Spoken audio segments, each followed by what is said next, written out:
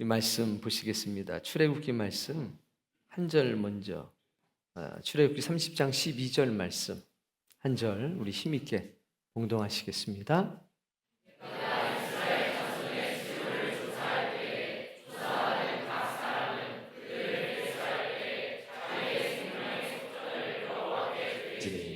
이는 그것을 계수할 때에 그들 중에 질병이 없게 하려 함이라. 아멘. 오늘은 생명의 속전에 관한 말씀입니다. 우리가 추수감사 주일날 드리는 헌금을 특별하게 생명의 속전이라고 부르는 그 이유, 원인에 대해서 오늘 함께 은혜를 나눌 겁니다. 아마 항상 이맘때 이 말씀을 전해드리는데 계속 마음속에 잘 담고 새기길 바랍니다. 속전이라고 하는 것은 생명을 대신해서 바치는 벌금 혹은 부가금이라는 단어적인 의미가 있습니다. 얘기한테 얘기해 보세요. 친구들한테.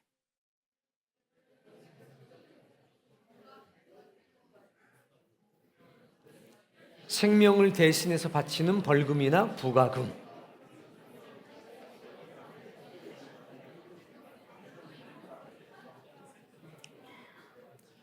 그 남의 가축이나 물건을 훼손했을 때도 속전을 냅니다. 그리고 종으로 팔린 친척을 다시 사올 때도, 그 노예 신분에서 해방할 때도 그때도 속전이라고 얘기합니다. 그리고 노예가 해방할 수 있는 유일한 길은 주인에게 자신의 몸값을 지불하는 겁니다. 이것도 속전이라고 부릅니다. 일반적으로 내는 속전의 값은 30세겔이었습니다. 노예의 몸값. 은 30세겔. 이것이 속전의 대략적인 의미입니다. 당연히 생명의 속전은 생명의 값을 대신 지불하는 것이겠죠. 이거는 시브리어로 말하면 덮음이라는 뜻이 있어요. 속전은 덮음이다. 그럼 뭘 덮는 걸까? 추론을 한번 해봅시다.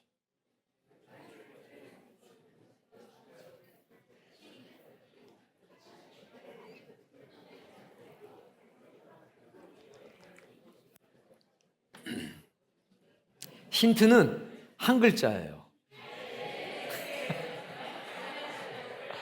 두 글자로도 만들 수 있어요. 그렇죠. 허물. 덮다라는 뜻이 있어요. 죄를 덮는 거죠. 그러니까 죽을 수밖에 없는 죄인을 덮어요. 그러니까 죄인을 덮는 겁니까? 죄를 덮는 겁니까? 죄를 덮는다는 이 얘기는 죄가 없다는 얘기일까요? 죄를 가리운다는 얘기일까요? 그럼 죄를 가리운다는 의미가 뭔지 얘기를 해보세요, 친구들하고.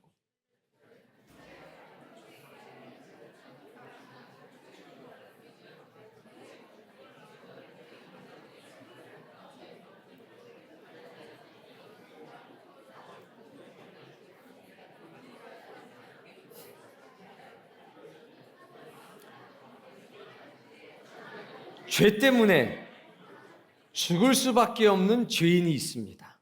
그걸 덮는다는 얘기는 죄가 없다 이게 아니라 죄가 있는데 덮어서 없는 것처럼 인정해 주신다는 겁니다.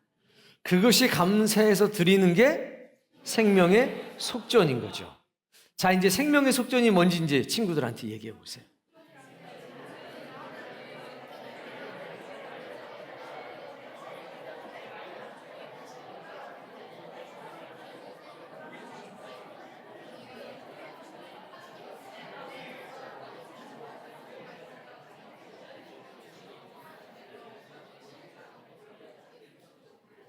자, 잘하셨어요. 자, 이제 본문 14절 말씀을 읽어보도록 하겠습니다. 14절. 계수 중에 드는 모든 자, 곧 20살 이상 된 자가 여호와께 드리되. 이 생명의 속전의 이제 기본적인 룰인 겁니다. 20살 이상. 자, 지금 구약에서 나온 것들은 믿음이 연약한 시기이기 때문에 딱 정해져 있습니다.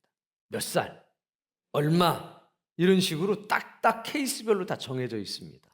왜? 믿음이 연약해서 딱 정해줘야 혼란이 없습니다.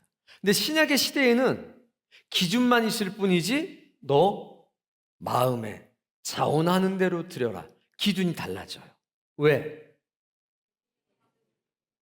옆에 얼굴 보고 얘기해줘요. 신약교회는 믿음이 성숙해서 그렇습니다. 근데 보면 여러분은 별로 믿음이 성숙한 것 같지 않잖아요. 그래도 핸드폰 다 쓰죠? 옛날 같으면 핸드폰 누가 씁니까? 부자들만 쓰는 거예요. 근데 지금은요? 돈 많아서 써요? 똑같아요. 구약의 시대는 아무리 잘났어도 그 시대 자체가 미성숙한 시대. 지금은 우리가 조금 부족해도 성숙한 믿음의 시대가 되는 겁니다. 걸맞게 살기를 바랍니다. 자, 조건이 남자 나이 20살. 여자는 생명의 속전 드렸습니까? 안 드렸습니까? 왜 안 드렸습니까? 네, 사람이 아니어서 안 드렸습니다. 신약에서는 사람이죠. 예수 그리스도가 남녀 구별 없이 다 사람을 만드셨습니다. 이때는 그 시대가 그랬으니까요. 남자 20살 이상. 그러면 20살 이상은 우리에게 세 가지 의미가 있습니다. 첫 번째, 물리적으로 전쟁에 나갈 수 있는 남자, 나이 20살. 두 번째, 성막에서 봉사하는 레위인의 나이 20살. 근데 이게 민수기에 가면 바뀌어요. 30살로. 왜?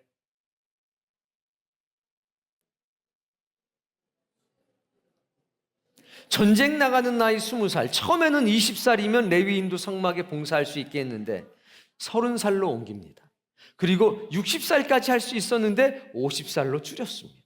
이유가 뭘까요?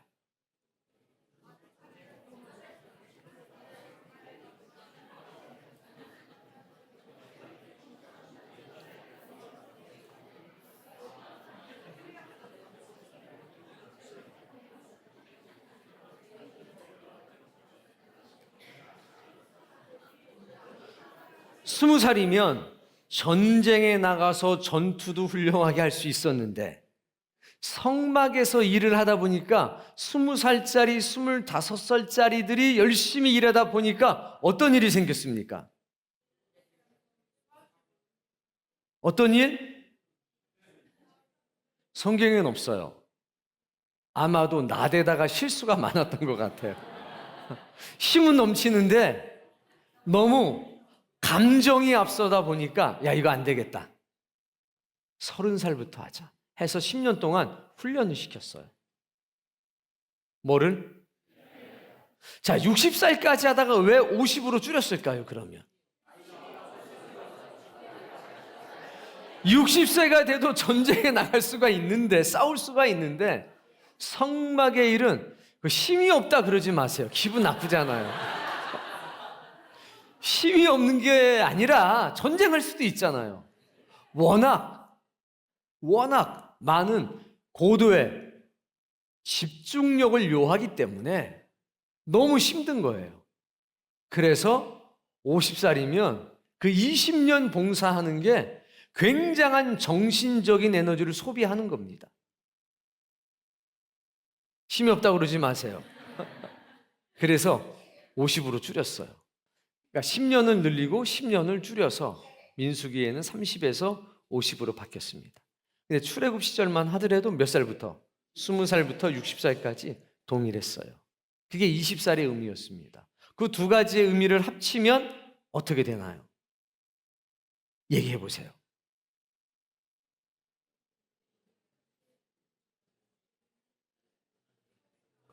전쟁에 나갈 수 있는 사람, 성막에서 봉사할 수 있는 사람. 그게 어떤 의미가 있을까요?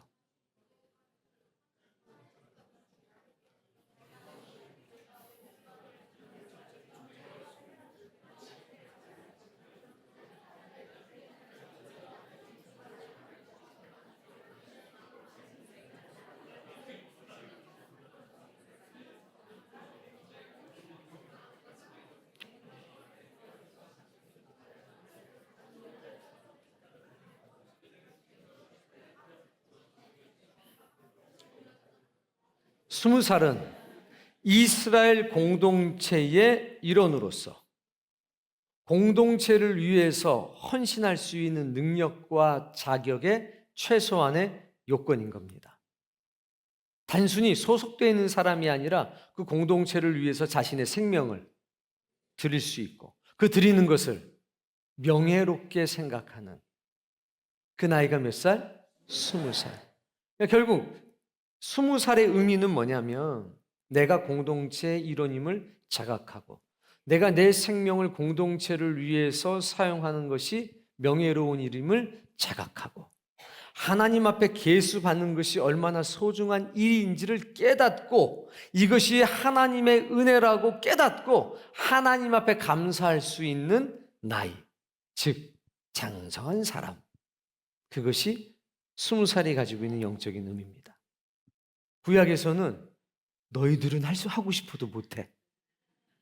세 주지를 않아. 근데 신약에서는 너희들도 세줘. 근데 뭘 보고 세주시냐?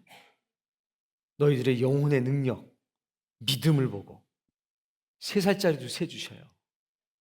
70이 됐어도 세주셔요. 왜? 과거에는 육신의 나이로 제한했지만 지금은 영혼의 나이로 하나님이 해주십니다. 그것이 가장 중요한 용처입니다. 자, 12절 말씀 다시 한번 읽어보겠습니다. 내가 이스라엘 자손의 수요를 조사할 때에 조사받은 각 사람은 그들을 계수할 때에 자기의 생명의 속전을 여호와께 드릴지니. 네, 목적이 뭡니까? 뒤에 나오잖아요. 질병. 하나님은 이것을 치유의 도구로 삼으셨어요. 참 놀랍죠. 왜 그러셨는지는 저는 모르겠습니다. 그런데 하나님이 그렇게 말씀하셨어요. 계수할 때에 그들 중에 질병이 없게 하려 함이라. 생명의 속전과 질병을 치유하는 것은 동일한 영적인 의미가 있었습니다. 언제는? 출애굽의 시대에는. 언제는? 자, 이렇게 계수가 되면 이걸 막 굉장히 즐거워하고 기뻐했을까요? 아니면 아이고 생돈 뜯기게 생겼다 이렇게 생각을 했겠습니까? 굉장한 명예로 생각하는 겁니다. 그리고 이때 어떤 역사가 나타났냐? 치유되는, 질병이 치유되는 역사를 하나님이 베풀어 주셨습니다. 얼마나 참 신비한 일이죠. 16절 말씀 이제 나오겠죠. 16절.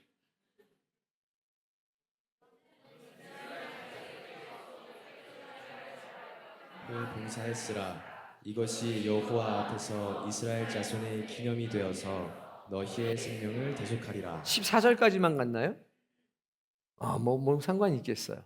용도, 생명의 속전이 들어온 그 용도가 뭐였냐면 딱 한 군데였어요. 이때는 성막을 짓는데 그리고 성막 봉사하는데 사용을 했습니다. 생각을 해보세요. 남자만 몇 명입니까?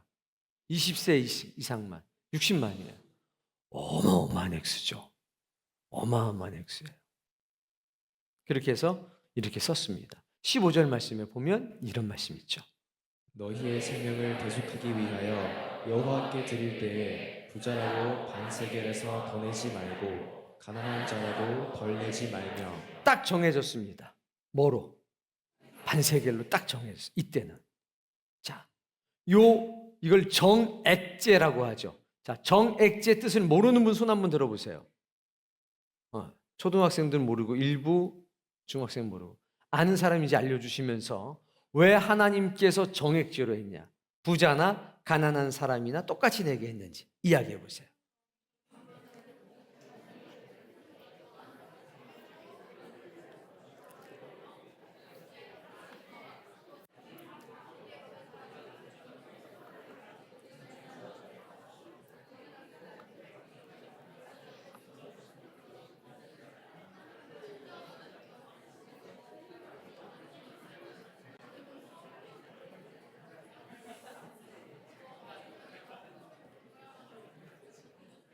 첫 번째, 하나님 앞에서 생명의 값은 동일하다.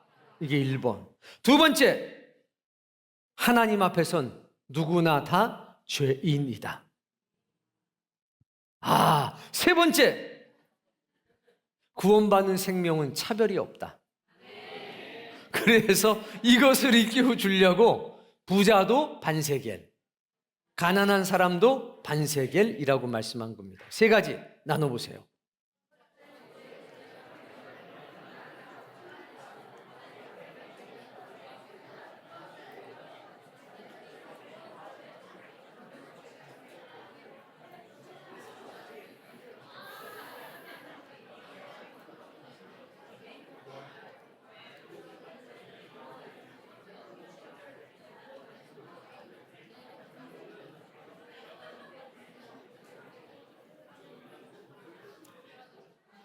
그래서 이 생명의 속전이 반세겔짜리, 계수할 때 내는 반세겔짜리, 또 생명의 속전으로 내게 될 때는 은 5세겔, 종류가 2가지가 있었어요. 반세겔이면 어느 정도냐? 이게 정확하진 않아요. 지금하고 화폐 단위가 다르기 때문에. 근데 대략 기준이 될 만한 거는 이틀치 품삯이라고 생각하시면 돼요. 2데나리온하고 반세겔이 신약의 시대에는 그 값어치가 같아요. 근데 구약의 시대는 이게 어떻게 정확하게 계산은 안 됩니다만, 성서 시대, 신약의 시대로 하면 대략 2데나리온 정도가 돼요. 이틀치 품삯. 자, 일당 5만 원 손들어 보세요. 나 일당 5만 원. 이게 달라요. 내 일당 10만 원 손들어 보세요. 내 일당 20만 원 손들어 보세요. 달라요, 이렇게. 그러니까 대략 신약의 시대로 치면 이틀치 품삯. 기술자 품삯하고 당연히 무기술자 품삯은 당연히 다르겠죠. 대략 이틀치 품삯 정도가 됐습니다. 근데 정확하진 않아요. 구약의 시대와 신약의 시대의 단위가, 물가가 다르기 때문에. 근데 이제 이때는 우리가 어떻게든 정확하게 알 수가 없기 때문에 보통 신약의 시대에 비교해서 계산을 합니다만, 정확한 거는 아니고 대충 신약의 시대로 보면 이러하겠다라고 짐작을 하는 거니까. 신약의 시대는 좀 이게 정확해요. 근데 구약은 현재 가치로 환산하기가 사실은 굉장히 어렵습니다. 왜? 1500년, 2000년, 4000년의 간격이 신약하고도 있기 때문에 생각해보세요. 지금 물가가 얼마나 달라요. 10년 전하고. 근데 1500년 전 물가를 따져보세요. 똑같은 두세 길이라고 해도 의미는 전혀 다를 수 있죠. 이제 그런 차이가 있다는 것은 알고 계셔야 합니다. 그러니까 X보다도 그 영적인 의미를 기억하는 게 좋습니다. 자, 이제 민수기서에도 똑같은 말씀을 나누는데 요거를 잠깐 생략하고 초태생의 개념부터 먼저 확인을 해보도록 하겠습니다. 먼저 민수기 8장 14절부터 18절까지의 말씀입니다. 생명의 값, 초태생에 관한 이야기가 나옵니다. 읽어볼까요? 너는 이같이 이스라엘 자손 중에서 레위인을 구별하라. 자, 누구를 구별하라고 합니까? 레위인을 구별하라고 합니다. 그러니까 제사장과 레위인, 같은 일을 하지만 약간 직무가 다르죠. 근데 하나님께서는 레위인을 특별히 구별하라라고 했습니다. 계속. 그리하면 그들이 내게 속할 것이라. 레위인은 내 것이라 이겁니다. 이해됐어요? 얘기해 줘 보세요.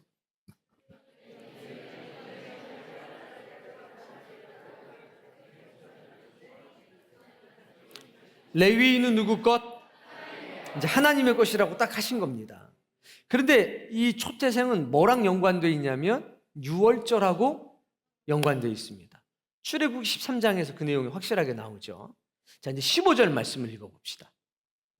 내가 그들을 정결하게 하여 모제로 드린 후에 그들이 회막에 들어가서 봉사할 것이니라. 레위인을 정결하게 하는 제사는 뭡니까? 그거 어디 나오지? 자신감 있게 해봐. 민수기 8장에 나와요. 레위인의 정결 예식.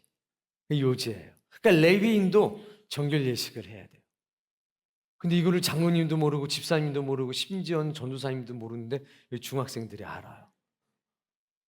놀랍지 않아요? 그렇다고 이 친구들이 믿음이 더 좋은 건 당연히 아니죠. 그러나 분명한 거는 지식이 더 있다. 나머지는 상상에 맡긴다. 네.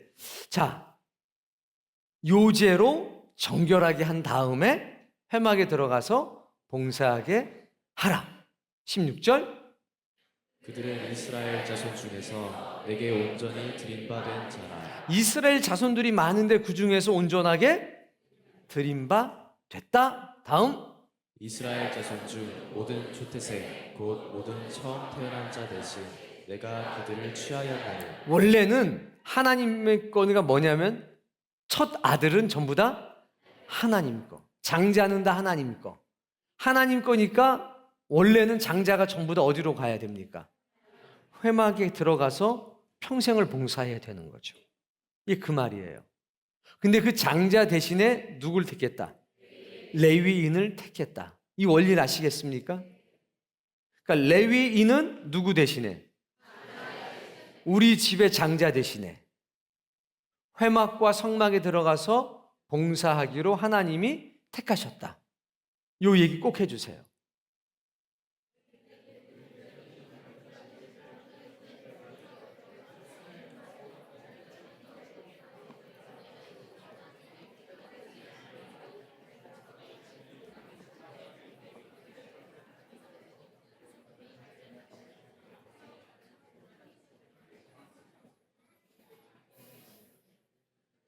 자, 그 이유에 대해서 뒤에 이어서 얘기하는 겁니다. 그러면 허광석 집사 같은 경우에 누구를 바쳐야 되는 거지?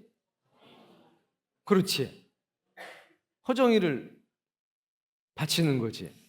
그 사무엘처럼 이렇게 바치는 거야. 너희 집은 네가 와야 돼. 다 그렇게 보내야 되는 거예요. 요즘으로 치면 남자 여자 구별 없이 다 이제 보내야 되겠죠. 이제 남녀 구별이 없어진 세상이 됐으니까. 근데 하나님은 그렇게 하질 않고 레위인을 택해서 부르신 거예요. 그럼 레위인을 볼 때마다 이스라엘 백성들을 뭐라고 생각해야 됩니까? 내 아들이다라고 생각을 해야 되는 거죠. 내가 내는 11조를 누구를 위해 씁니까? 내 아들을 위해 사용하는 거예요. 그러니까 레위인을 대하는 태도가 어떠해야 되는지를 영적으로 깨달아야 되는 겁니다. 이해되셨죠? 그러면 민수기서 18장을 이제 읽어보겠습니다. 17장, 18장 내용은 6월절 관계된 거라서 출애굽기에 또 나와요. 그러니까 민수기 18장 말씀을 보겠습니다.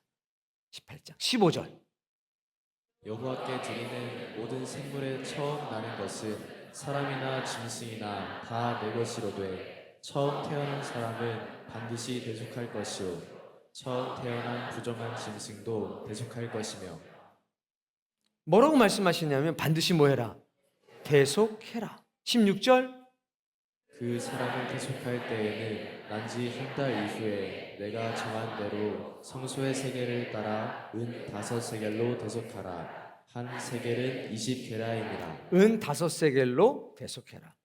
이래가지고 하나님께서 레위인과 이스라엘 백성의 장자를 쉬어봤더니 레위인이 부족했어요. 그러면 부족한 것은 어떻게 할까요? 얘기해 보세요. 예를 들어서 레위인은 10,000명인데 장자는 11,000명이에요. 그럼 1,000명이 부족하잖아요. 그럼 어떻게 해야 됩니까?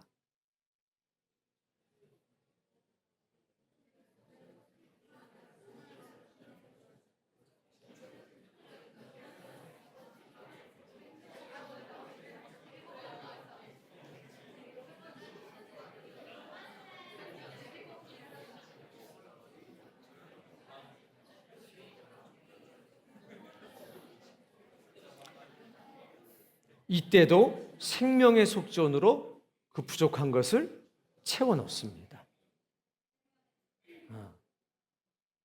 그게 대속의 역사인 거예요. 자, 이제 출애굽기 13장 11절. 이거 우리가 너무나 잘 아는 말씀이지. 읽어봅시다. 여호와께서 너와 내 조상에게 맹세하신 대로 너를 가나안 사람의 땅에 인도하시고 그 땅을 내게 주시거든. 네, 이 출애굽기 13장 제목이 뭡니까? 초태생. 그리고 가로 열고 무교절. 그렇죠? 초태생이에요. 무교절 안에 뭐가 있고? 유월절이 있고, 무교절 안에 유월절이 있다. 유월절 안에 초태생이 있고, 생명을 대속했던 그 역사가 있었다. 그 얘기 하시는 겁니다. 그런데 지금 너희가 출애굽을 해서 가나안 사람의 땅에 들어가서 하나님께서 약속한 땅을 너에게 주시거든. 다음 말씀. 너는 태에서 처음 난 모든 것과 내게 있는 가축의 태에서 처음 난 것을 다 구별하여 여호와께 돌리라. 수컷은 여호와의 것이니라. 네, 하나님의 언약이 성취가 됐다면, 네 인생에 하나님의 역사가 일어났다면, 하나님이 약속한 것을 너에게 이루어줬다면, 그 땅에 들어가면 이제 너는 그때부터 초태생을 하나님께 돌려라. 너무 멋지잖아요. 나의 언약이 이루어졌다면 너는 이 말씀을 지켜라. 이렇게 말씀하는 겁니다. 그럼 우리가 초태생을 낼 수 있다는 건 어떤 얘기냐? 내 인생에 하나님의 언약이 이루어졌다는 증거죠. 너무 중요한 겁니다. 13절. 나귀의 첫 새끼는 다 어린 양으로 대속할 것이요. 나귀의 첫 새끼는 무엇으로? 어린 양으로. 이건 돈으로 안 돼요. 무조건 어린 양으로 해야 돼요. 그렇지 않다면 그 목을 내 아들 중 처음 난 모든 자는 대속해라. 14절. 후에 내 아들이 내게 묻기를 이것이 어찌 됨이냐. 왜 초태생을 드립니까? 왜 나귀는 어린 양으로 대속해야 됩니까? 등등 이 초태생에 관계된 모든 것들, 거기에 연관된 생명의 속전 이런 걸 다 물어본다면 대답을 충분하게 해주라는 겁니다. 지금 오늘 부모님들에게 이런 책임이 있고 의무가 있는 겁니다. 왜 주일날 나갑니까? 왜 헌금을 합니까? 왜 새벽에 나가서 기도합니까? 라고 아들들이 물어보고 딸들이 물어보면 몰라, 엄마한테 가서. 아니, 엄마한테 가서 이런데든지, 엄마는 몰라, 아빠한테 가서 물어봐라. 그것도 안 되면 이제 그런 건 목사님한테 물어봐야지. 이러면 어떻게 되겠습니까? 집안 꼴이. 여기 분명히 말하잖아요. 네 아들이 물어보면 네가 대답해라. 아버지잖아요, 아버지. 아버지 손 들어보세요. 손 든 상태에서 제가 질문할 겁니다. 들고 계세요. 내 손주나 내 아들이 성경에 관한 것을 물어보면 나는 그래도 한 70%는 답변할 수 있다? 손 내려요.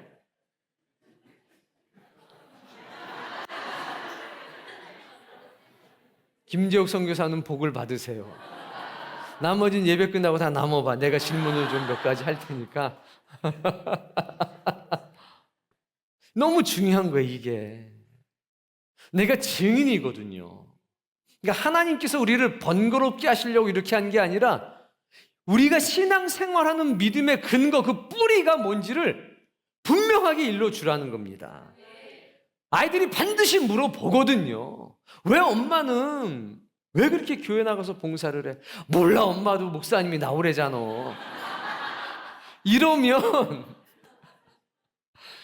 이러면 그 아이의 생각에는 목사님은 우리 엄마를 부려먹는 사람이다. 이렇게 팍 박히는 거예요. 아니면 야, 안 나가면 지옥 가 하면 하나님은 우리를 협박하는가 보다. 자연스럽게 이런 부정적인 생각이 들어가는 겁니다. 왜 엄마는 그렇게 나가서 봉사해? 엄마 아니면 일할 사람이 없어? 라고 물어보면 때는 이때다 해가지고 촤,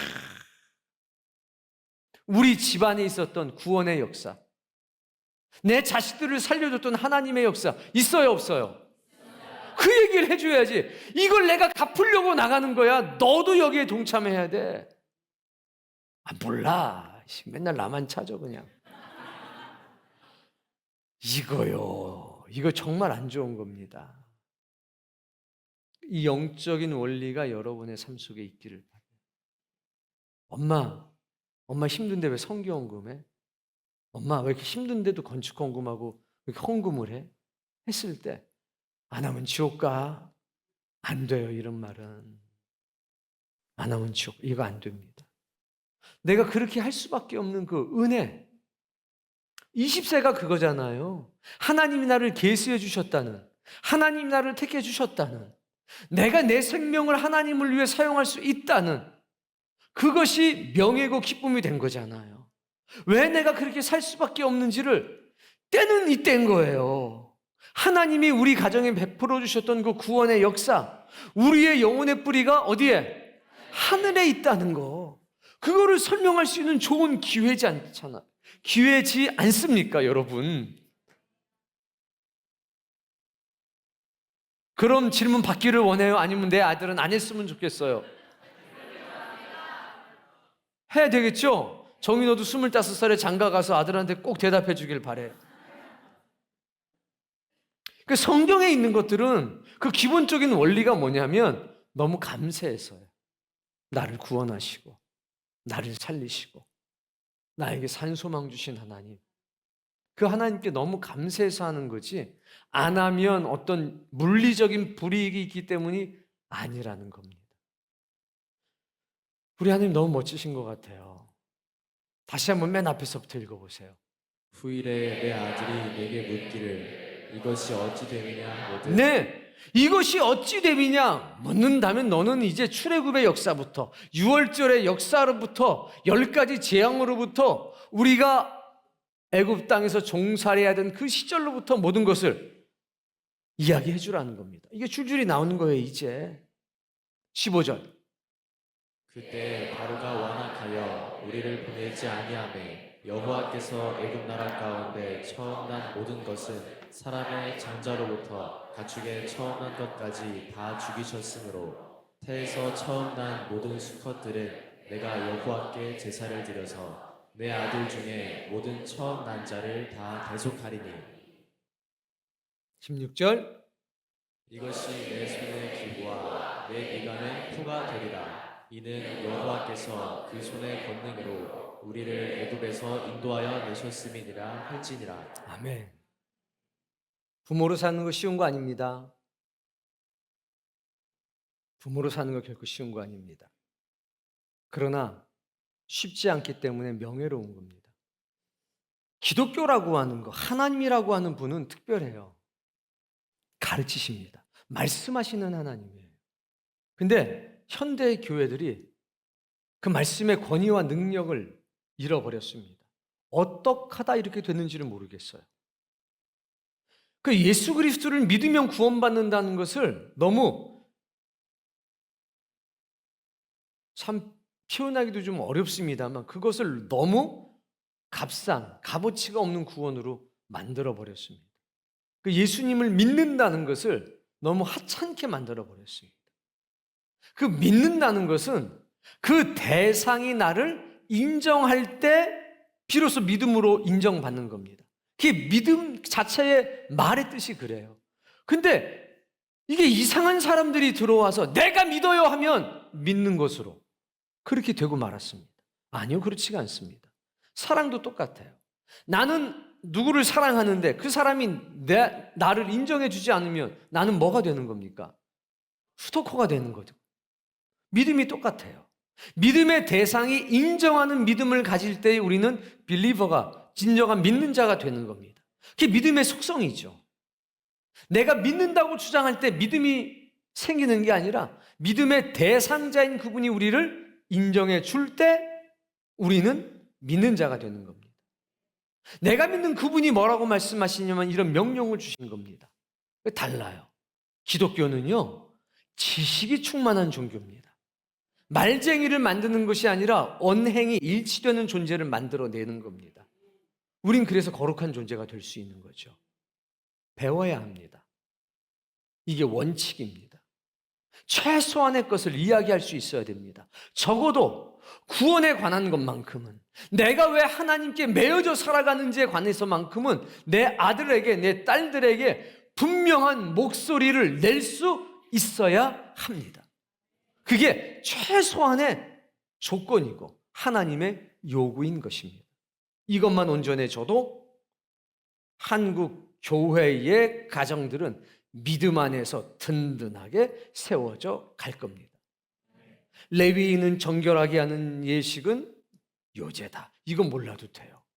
그러나 내가 왜 주일날 예배하는지, 내가 왜 하나님의 일을 하는지, 헌신하며 사는지, 그 놀라운 은혜에 관해서는 충분하게 말할 수 있어야 합니다.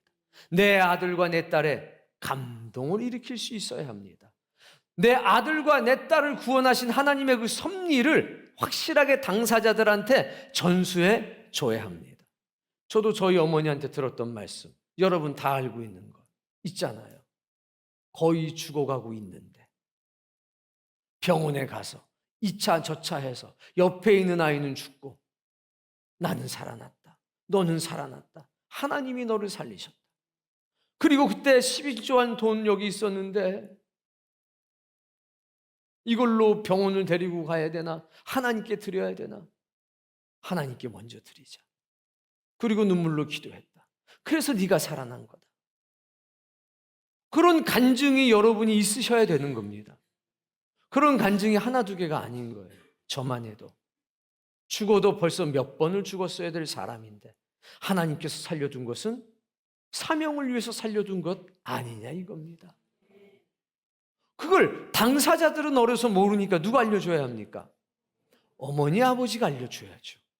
그럼 아이는 내 생명이 어머니의 뱃속으로부터 나오기도 했지만 하늘로부터 새로운 생명이 주어졌구나. 이걸 스스로 자각하고 감사하는 생활을 살아가지 않겠습니까? 그냥 어쩌다 보니까 태어난 아이하고 하늘로부터 새로운 생명을 받아가진 아이는 같아요, 달라요? 그러면 여러분은 어떤 존재인지 옆에 친구한테 한번 얘기해 보시고 물어보시고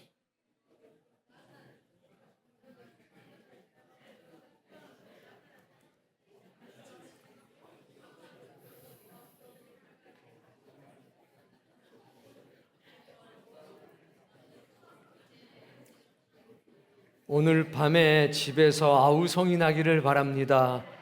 모든 아들과 딸이 달려들어서 엄마, 아빠, 내 생명은 어떻게 된 거야? 그래서 은혜로운 역사가 오늘 여러분의 가정마다 일어나길 바랍니다. 그런 간증이 이제까지 없었다면 지금부터 만들어 가셔야 합니다. 그 간증이 있어야 아브라함의 믿음이 누구에게? 이삭에게. 이삭의 믿음이 누구에게? 야곱의 믿음이 누구에게? 12아들에게. 그렇게 전수되는 겁니다.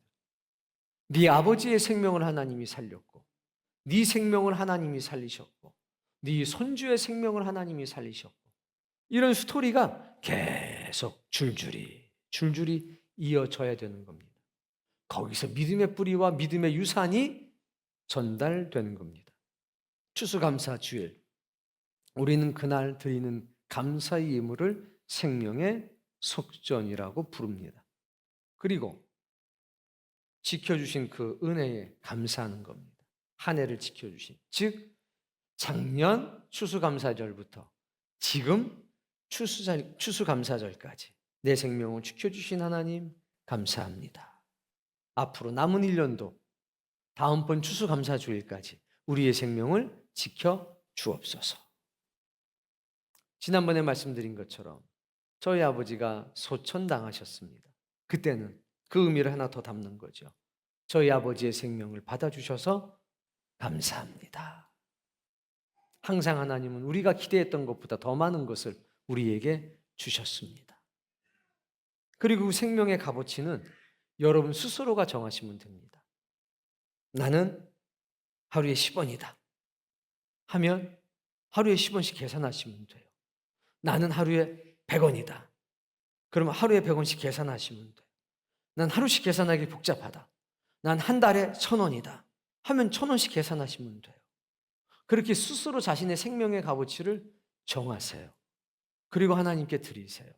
돈의 액수에 많고 적으면 상관이 없습니다. 그러나 중요한 것은 이 생명의 값어치가 누구로부터 왔다?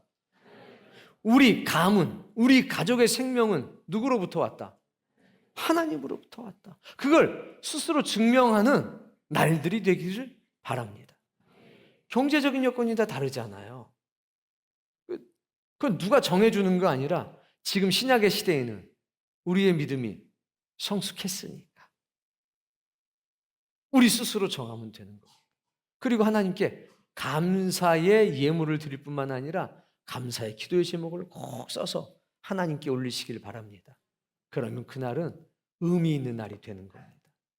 하나님은 돈을 요구하시는 분이 아닙니다. 우리의 마음을 요구하시는 분이지.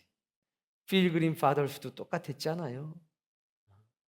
그들이 하나님 앞에 뭐를 많이 드린 게 아니라 자신의 인생을 드린 거 아닙니까? 우리는 언제나 우리의 인생과 생명을 하나님께 드립니다.